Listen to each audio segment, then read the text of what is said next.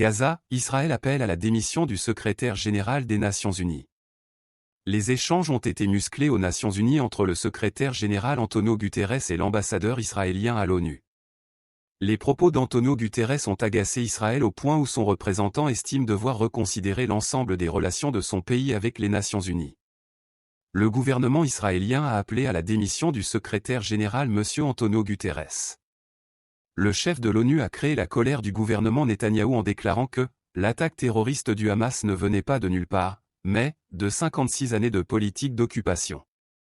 Le secrétaire général de l'ONU avait déjà dénoncé le massacre de civils palestiniens et le respect des droits humains à Gaza. Je cite M. Guterres, « Je suis profondément préoccupé par les violations manifestes du droit humanitaire international auxquelles nous assistons à Gaza. » Soyons clairs. Aucune partie dans un conflit armé n'est au-dessus du droit international humanitaire.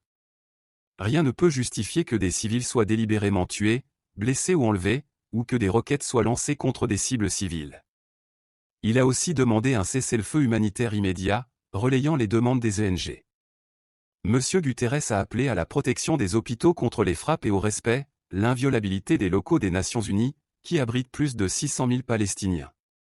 Il a appelé à la libération immédiate des otages sans condition préalable et à la protection des civils. Protéger les civils ne signifie pas utiliser des personnes comme boucliers humains. Protéger les civils ne signifie pas ordonner à 1 million de personnes d'évacuer vers le sud où il n'y a pas d'abri, pas de nourriture, pas d'eau, pas de médicaments et pas de carburant, puis continuer à bombarder le sud, a souligné le secrétaire général.